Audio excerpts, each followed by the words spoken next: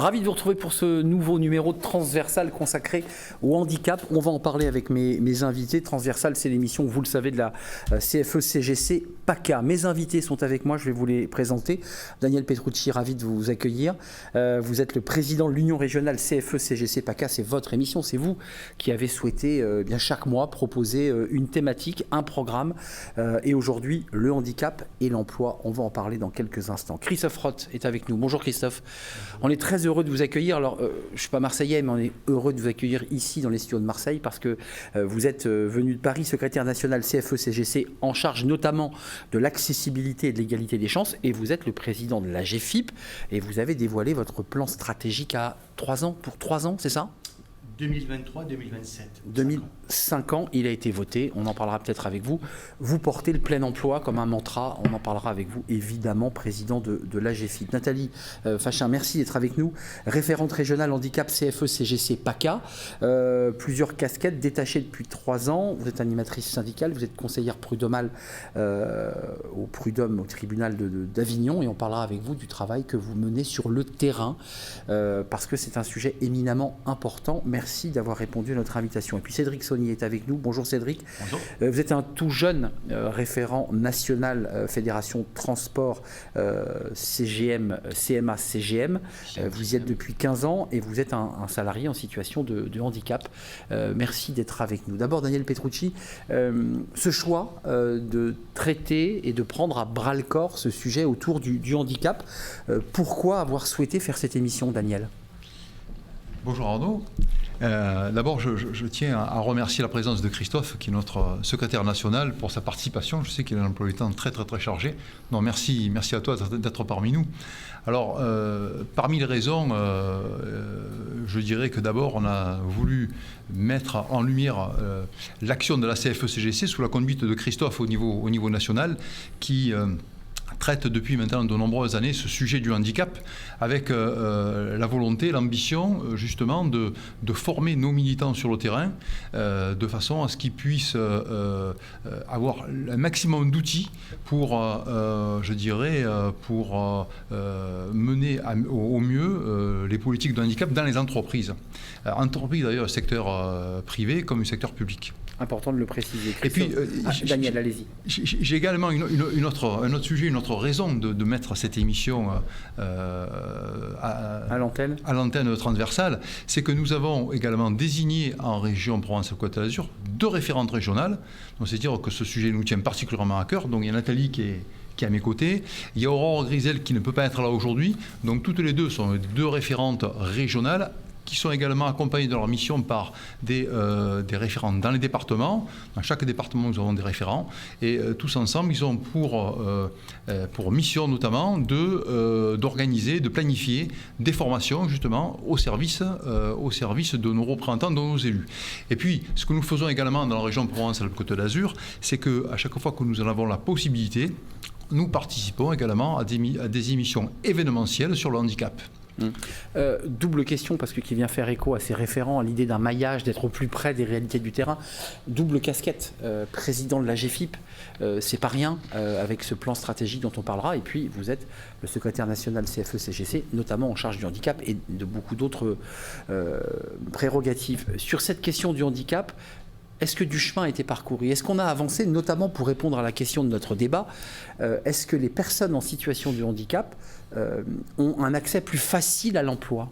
Alors déjà, dans un premier temps, je souhaite remercier Daniel Petrucci, le président de l'Union régionale PACA, puisque le sujet que je porte au niveau de la Confédération CFE-CGC est un sujet qui concerne les femmes, les hommes, et particulièrement celles et ceux qui travaillent, qui peuvent vivre une situation de handicap à n'importe quel parcours, à n'importe quel moment de leur parcours professionnel.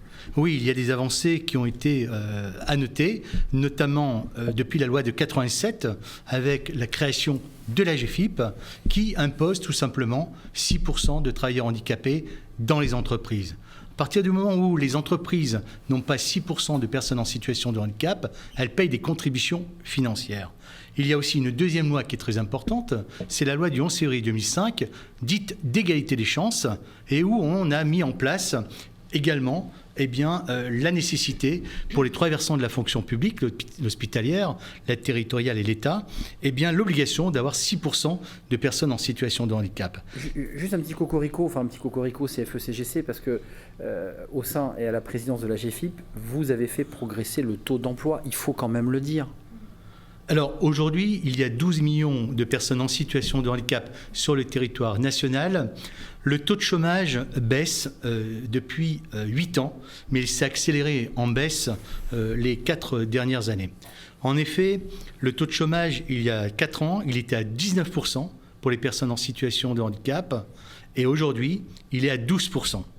Autrement dit, il reste encore 460 000 personnes en situation de handicap au chômage, et l'objectif que j'ai fixé à la GFIP avec l'ensemble du conseil d'administration et les équipes qui sont sur le territoire, c'est d'atterrir à 4% de personnes en situation de handicap d'ici 2024. On sait que dans les entreprises, aujourd'hui, le taux d'emploi est à 3,5%, donc assez loin des 6%, ce qui se traduit concrètement... 0,5 0,5 points égale 200 000 emplois pérennes dans le monde de l'entreprise. Dans les 3 versants de la fonction publique, le taux d'emploi dans les 3 versants est de 5,7%, donc très proche du 6%. C'est très encourageant, et je le redis, c'est évidemment votre action, votre engagement fort qui a permis, avec vos équipes évidemment, de faire améliorer ce taux d'emploi. L'objectif, évidemment, on l'a entendu, c'est 4%. Nathalie, passons, je dirais, d'une vision très stratégique, très politique, très engagée, au terrain. Ça consiste en quoi, votre fonction de référente? Expliquez-nous concrètement. Nous, concrètement, on est en PACA le relais de la Confédération sur le sujet du handicap et des proches aidants. Je dirais qu'on a 3 missions principales. Vous mêlez les deux, on entend proches aidants, handicap. Oui, c'est important de le préciser. Ce sont les deux sujets dont on est référente, Aurore et moi-même. Je dirais qu'on a 3 missions principales qui sont accompagner, sensibiliser et promouvoir. Par accompagner, j'entends répondre à l'ensemble des questions et des sollicitations que peuvent nous poser nos adhérents, nos militants, les personnes en situation de handicap et même leurs proches. Par sensibiliser le réseau de référents handicap sur les départements. On les forme, on les accompagne grâce aux outils de la Confédération, grâce au partage de bonnes pratiques, mais aussi par les formations dispensées par Christophe. C'est un point un peu précis, je pense que Christophe Roth et Daniel Petrucci pourront répondre aussi, mais il y a ces personnes en situation de handicap qui ne se déclarent pas. C'est-à-dire qu'il y a celles qui sont officiellement déclarées, et puis il y a celles qui ne se déclarent pas. Comment ça se passe? Est-ce que vous allez vers elles? Est-ce que vous les informez? Est-ce que vous leur livrez leurs droits, j'ai envie de dire? Comment ça se passe? Effectivement, c'est dans le rôle d'accompagnement quand on échange avec les personnes sur le terrain, où on leur présente les avantages pour eux de se faire reconnaître, d'avoir une RQTH pour pouvoir avoir toutes les allocations, tous les droits, les aménagements de poste, etc. Mais aujourd'hui, c'est la peur du regard des autres et d'être stigmatisé malgré l'avancée de la loi de 2005 et des autres. C'est ce que je voulais entendre. Un petit mot, Cédric. Vous, la même chose que pour Nathalie, votre mission, alors vous êtes jeune référent. D'abord, pourquoi avoir fait le choix de vous impliquer et de vous investir? Oui, bonjour. Alors moi, dans ma situation personnelle, donc je suis en situation de handicap. Ça fait une quinzaine d'années que je suis dans le monde du handicap, dans l'associatif. Et donc j'ai eu l'opportunité avec la CFE-CGC de transposer ceci dans le monde professionnel. Donc effectivement, je suis tout jeune référent handicap de la Fédération Transport. Ce que je peux vous parler, c'est nous à CMA-CCM, où avec la CFE-CGC, on aimerait influer et avoir la possibilité de négocier un accord cadre handicap, comme on l'a fait avec l'accord égalité homme-femme en 2020. C'est dans cette optique-là que je me suis engagé, car nous, chez CMA-CCM, on sait faire beaucoup de choses vraiment avec les personnes en situation de handicap, mais de manière individuelle et on aimerait bien le faire de manière collective. Et vous réclamez un accord plus global. Christophe Roth, les problématiques relatives aux personnes en situation de handicap au travail, parce que quand on analyse d'assez près votre action à la CFE, mais quand on voit le travail que vous faites à la GFIP, vous me disiez récemment, on a 200 000 postes à pourvoir. Il y a 200 000 postes à pourvoir qui ne trouvent pas preneur, postes destinés à des personnes en situation de handicap. On est bien d'accord. Qu'est-ce qui se passe ? Alors, ce qui se passe en réalité, c'est qu'aujourd'hui, il y a une réelle équation complexe. En effet, les entreprises cherchent à recruter, que ce soit des personnes en situation de handicap ou des personnes dites ordinaires ou valides. Encore faut-il que le handicap soit restrictif. Oui. J'en suis pas extrêmement convaincu. Il y a le visible et l'invisible, il faut le rappeler. Il y a une équation qui est vraiment paradoxale, c'est que les entreprises cherchent à recruter. Il y a 460 000 personnes en situation de handicap qui sont au chômage. Et par exemple, sur le job board de la GFIP, eh bien, vous avez 200 000 offres d'emploi pour tout type de handicap et dans toute la France. Donc ça, c'est le premier sujet. Le deuxième sujet, aujourd'hui, il y a vraiment des métiers en tension. On voit bien, par exemple, qu'au niveau du numérique, eh bien, il y a 200 000 offres d'emploi. Dans le domaine du transport, 50 000 offres d'emploi sont ouvertes à des personnes en situation de handicap ou valides. Dans le domaine de l'agroalimentaire, il y a également pénurie de main-d'œuvre. Dans l'hôtellerie-restauration, il y a aussi des pénuries de main-d'œuvre. Je vous arrête, Christophe Roth, parce que vous avez ce guide, je voudrais qu'on le montre à nos téléspectateurs, à tous ceux qui regardent notre émission, guide de la CFE handicap et numérique. C'est un guide destiné au sujet dont vous nous parlez. Alors, effectivement, donner envie d'aller dans ces métiers. Effectivement, on a été précurseur à la CFE-CGC, puisque ce guide est sorti avant la Covid. Et en réalité, qu'est-ce qu'on a fait ? Eh bien, tout simplement, c'est d'essayer d'équiper, d'outiller nos militants, nos adhérents, pour les sensibiliser sur les enjeux du numérique et surtout sur les difficultés que peuvent rencontrer les personnes en situation de handicap, notamment eh bien, les personnes qui sont déficientes visuelles, les personnes qui ont besoin d'avoir recours à des pro-logiciels quand ils sont sourds ou malentendants. Et nous avons donc créé cet outil pour sensibiliser nos différentes fédérations afin qu'ils négocient un accord handicap le plus efficient possible. Parce qu'il faut le dire, aujourd'hui, la reconnaissance de qualité de travailleur du handicapé peut permettre à des personnes en situation de handicap d'être inclus dans le monde du travail ou de se maintenir en emploi. C'est une réalité. N'empêche que certaines entreprises, même je dirais plus de 50% des entreprises, ne veuillent pas aller sur la prise en compte du handicap psychique, cognitif et mental. Et sur ce sujet, la CFE-CGC... Il reste du chemin encore à parcourir sur ce sujet-là quand même. Il y a énormément de chemin à parcourir sur le handicap psychique, cognitif et mental dans le domaine de l'entreprise, puisque les entreprises ont peur eh bien, de tout ce qui est handicap invisible, en indiquant que le handicap psychique, cognitif est assimilé à la dangerosité, est assimilé parfois aussi... Beaucoup de clichés, beaucoup de préjugés. Et donc, notre travail à la Confédération, c'est bien évidemment de sensibiliser les militants, les adhérents, afin qu'ils soient le plus performants possible sur le sujet du numérique et du handicap, qui est un sujet porteur, mais également sur tout ce qui est handicap invisible, puisque 80% des handicaps ne sont pas visibles. Ne sont pas visibles, il faut le rappeler, il faut inlassablement le redire.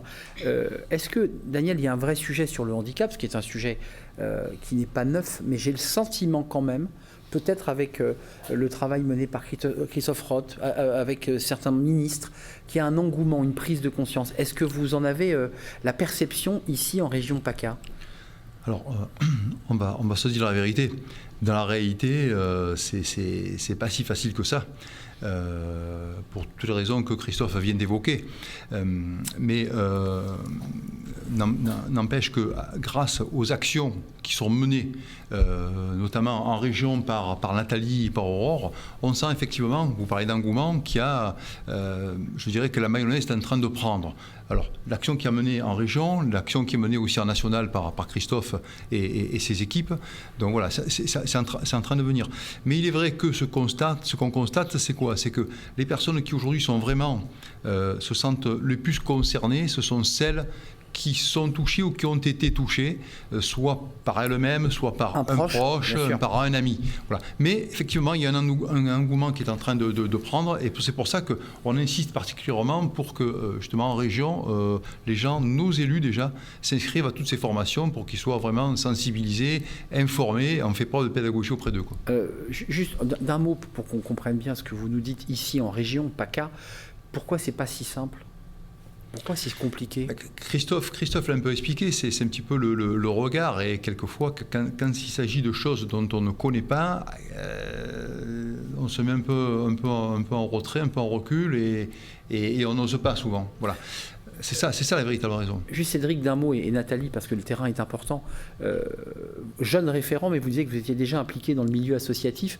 Pourquoi franchir une étape supplémentaire en vous impliquant justement là, dans un syndicat ? Ça a plus de force, ça a plus de poids ? Je pense. Je pense que les deux sont complémentaires. Autant, moi je fais partie de la Fédération des aveugles et amblyopes de France. Autant on a du poids, mais c'est vrai que pour ce que disait Christophe, passer ce fameux cap des 6% qui on en est encore loin d'ailleurs. Qui est en voie d'amélioration, mais qui n'est pas atteint. Qui n'est pas atteint. C'est, je pense que le syndicalisme est la bonne voie, parce que l'action politique, c'est très... je pense que c'est pas forcément le bon outillage.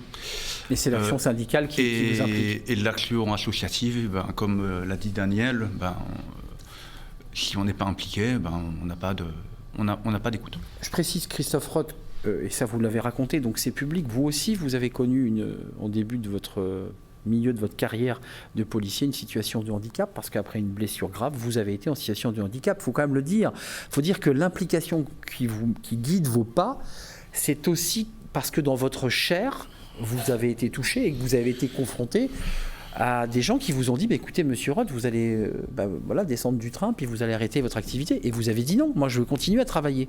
C'est parti de là, votre histoire. Oui, alors je n'aime pas trop parler de moi, mais bon. Non, mais c'est important. Le 15 décembre 1999, j'ai eu un très très grave accident en service, 2 ans d'arrêt. À l'époque, le directeur général de la police nationale, qui est devenu ministre un peu plus tard, m'avait proposé une seule chose, c'était la retraite pour invalidité. Et donc, bien évidemment, quand vous avez 7 ans de carrière, eh bien, vous n'êtes pas prêt pour être en retraite pour invalidité, d'autant plus que c'est le corps qui est meurtri et c'est pas le cerveau. Donc, je me suis battu, d'autant plus que quand j'ai repris le travail, c'était en 2001. Et en 2001, il n'y avait pas la loi du 11 février 2005. Et la loi du 6% obligatoire dans les 3 versants de la fonction publique n'existait pas. Donc je me suis battu, et grâce au médecin-chef de la police nationale, j'ai pu, en fin de compte, continuer à dérouler une carrière, et je me suis investi auprès des policiers, mais également des 3 versants de la fonction publique. Et là, je veux le dire devant mes collègues et devant le président de l'UR, l'affaire du handicap est une affaire qui nous concerne tous. Les présidents des fédérations, que ce soit la métallurgie, la banque, le crédit, la chimie, les versants de la fonction publique, les référents régionaux qui ont les mains dans le cambouis et les pieds dans la glaise, c'est eux qui font le maillage pour tous et avec tous pour réussir collectivement à activer le progrès. Nathalie, un mot, et puis un mot de conclusion de Daniel qui va nous faire des annonces aussi, parce qu'il se passe des choses, il y a des événements, et j'aimerais qu'on en parle avant de se quitter. Ça vous apporte quoi, vous, Nathalie ? Parce que on voit qu'il y a une posture nationale, il y a un discours fort de Christophe Roth, mais il faut aussi des relais sur le terrain, il faut que vous soyez porteur. Qu'est-ce que vous leur dites aux collaborateurs, aux salariés que vous croisez quand vous allez à leur rencontre ? Alors, déjà, ils se sentent rejoindre un collectif de personnes qui parlent vrai, parce que on se sent moins seul, quoi. Il y a quand même, on se entend sent ça moins chez Cédric aussi. On a tous, si on n'arrive pas dans le réseau handicap par hasard, on arrive dans le réseau handicap parce qu'on y a été confronté à un moment dans sa vie, et on n'a pas envie que nos collègues vivent ce qu'on a pu vivre nous sur le terrain. Donc d'une façon ou d'une autre, on est là pour les accompagner et les rassurer, parce que derrière nous, on a un réseau d'hommes et de femmes qui vont les accompagner, qui vont les aider à passer la reconnaissance et ensuite à mettre en place les aides. Daniel Petrucci, c'est fort ce qu'on se dit là, et vous matiniez nos propos en disant Oui, on a des référents. Oui, le syndicat CFE est en pointe sur ces sujets, et notamment sur la question des handicaps mentaux. On évoquait l'autisme et tous ces sujets qui restent encore tabous et encore du chemin à faire. Mais il se passe quand même des choses incroyables. Il se passe beaucoup de choses. Il y a énormément de chemin encore à accomplir. Ça a été dit par Nathalie, ça a été dit par Christophe et par notre ami ici présent. D'ailleurs, nous, à notre niveau, en région Provence-Alpes-Côte d'Azur, la CFE-CGC, ce que nous faisons, je le disais en début d'émission, nous participons à chaque fois que nous le pouvons à des opérations événementielles. C'est comme ça qu'avec notre partenaire La Massif, chaque année, nous participons à l'opération Algernon, qui consiste à ce que des sportifs valides et des sportifs handicapés participent ensemble à une même épreuve sportive. C'est la plus grande épreuve nationale sportive, et donc je tenais à le dire parce que vraiment c'est quelque chose d'assez exceptionnel. Et c'est à Marseille. En novembre. Voilà. 8 Alors, octobre. 8 octobre. La prochaine aura lieu le 8 octobre, et je lance un appel à toutes les personnes qui nous écoutent. Là, on a près de 400 abonnés sur notre chaîne. Là. Si vous êtes intéressés, téléphonez à l'Union régionale. Je vous donne le téléphone en direct, 04 91 59 88 38. On vous expliquera comment ça se passe, comment vous pouvez vous inscrire. Il y a 6000 dossards qui sont vendus chaque année, et il y a chaque année une équipe de la CFE-CGC qui y participe. Et donc, on a besoin de vous, on a besoin de monde. Venez avec nous. Et puis, je peux vous assurer à une chose. Donc, vous pouvez courir au contact de personnes en situation de handicap.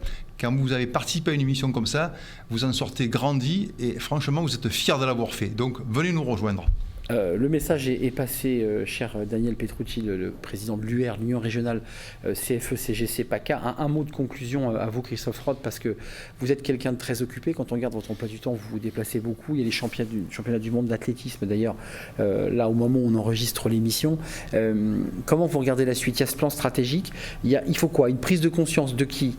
Des syndicalistes, des hommes politiques, des entreprises? Qui doit être en première ligne sur ce sujet? Non, mais sur le sujet du handicap et le monde du travail, il y a deux parties prenantes. Il y a bien évidemment les employeurs et il y a les représentants du personnel, et la CFE-CGC est en première ligne sur ce sujet de manière historique. Le dialogue social dans l'entreprise est important sur le sujet du handicap, comme sur le sujet de l'égalité femmes-hommes, comme sur le sujet de la prise en compte de la responsabilité sociale et environnementale. Aujourd'hui, il ne faut pas se voiler la face, et il n'est pas le moment, je dirais, de faire un feu d'artifice. Il y a encore, je dirais, un taux de discrimination dans le monde du travail qui est de 26%. Les personnes en situation de handicap, c'est la première cause de discrimination en France. C'est pas moi qui le dis, c'est les défenseurs des droits. Donc c'est collectivement, avec un maillage pour tous, avec l'ensemble des partenaires, l'ensemble des entreprises, les fédérations impliquées, les unions régionales, les référents au quotidien, que l'on pourra, accélérer le progrès. Et effectivement, nous avons une belle opportunité en ce qui concerne, le changement de regard sur les personnes en situation de handicap. Demain, je vais être à Charletti, et je vais rencontrer effectivement les athlètes du monde entier qui sont en situation de handicap. Mais bon Dieu, si je me mettais à côté d'un athlète qui avec une prothèse, c'est des sportifs de très haut niveau. Il fait 100 mètres et moi j'ai fait 20 mètres. C'est des exemples. C'est des exemples. En fait, vous dites qu'il ne faut pas les regarder comme des personnes handicapées, mais comme des athlètes de haut niveau. Exactement. Parce qu'ils ont des performances incroyables. Le mot que je voudrais faire passer, si j'en ai un à faire passer, c'est personne en situation de handicap égale talent égale compétence. C'est pas le handicap qu'on doit voir, c'est les compétences, les talents. Et c'est ce qu'on doit mettre, en avant dans le monde de l'entreprise, dans la société et au quotidien. Merci Christophe Roth d'être venu nous rendre visite, secrétaire national à la CFE-CGC en charge de l'accessibilité et de l'égalité des chances et du handicap, on l'aura compris, président de la GFIP. Allez donc voir ce plan stratégique validé pour 5 ans et non pas pour 3 ans comme je l'évoquais tout à l'heure. Pour 5 ans, l'objectif c'est le plein emploi. Et le plein emploi qui est évidemment votre moteur et votre mantra. Merci à Daniel Petrucci, le président de l'UR CFE-CGC PACA. Merci à Nathalie Fachin. On a passé un bon moment. Vous avez vu, c'était formidable. Référente régionale handicap CFE-CGC PACA. Puis merci à Cédric Saunier, jeune référent très impliqué déjà sur ces questions. Vous êtes à la CGM CMA ou CMA CGM depuis 15 ans, fédération transport. Merci à vous, merci à toute l'équipe qui m'a aidé à préparer l'émission et notamment à Ariane Demestre. Et merci à vous qui nous regardez, qui êtes d'ailleurs chaque mois de plus en plus fidèles et de plus en plus nombreux. Je le dis en regardant Daniel Petrucci, évidemment. Merci à vous et je vous dis à très bientôt. Bye bye.